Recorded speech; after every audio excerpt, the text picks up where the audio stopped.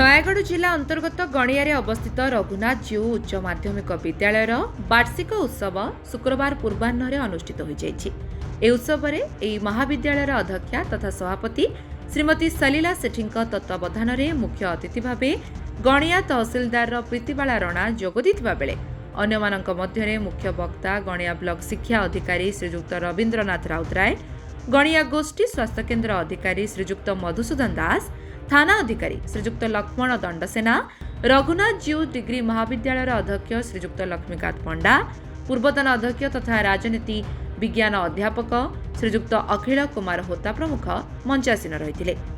अतिथि मानकु पुष्पगुच्छ एवं उत्तरीय देई संबर्धित करा जायतिला।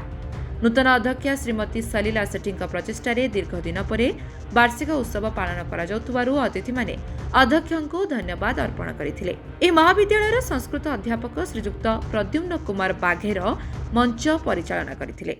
अतिथि माने निज निजर मूल्यवान समय दे आजिर ए कार्यक्रम रे उपस्थित थिबारु अध्यक्षा समस्तଙ୍କୁ धन्यवाद अर्पण करथिले। गणियार बहु होई आज गणिया ब्लॉकर छात्र छात्री मानक शिक्षार मंग धरिथिबारु मुख्य अतिथि अध्यक्षଙ୍କୁ उच्च प्रशंसा करने सहित पिलामानकर उन्नति कामना करथिले। 1983 मसीहारू ए अनुष्ठानटी अनेक छात्र छात्री को तैयारी करिछि, जहा फଳରେ ସେମାନେ ଆଜି ବହୁ ଉଚ୍ଚ ପଦପଦବୀରେ ଅବସ୍ଥାପିତ ହୋଇଛନ୍ତି।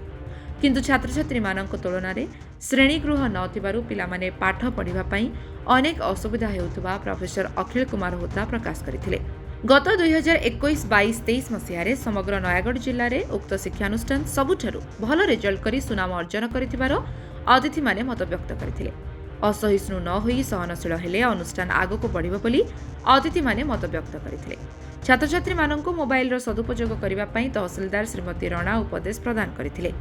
छात्र छात्री माननक मध्यरे विभिन्न सांस्कृतिक कार्यक्रम परिवेषण करा जायतिला। गणियारु सदाशिव पात्रଙ୍କ रिपोर्ट लिव लाइफ ओडिया।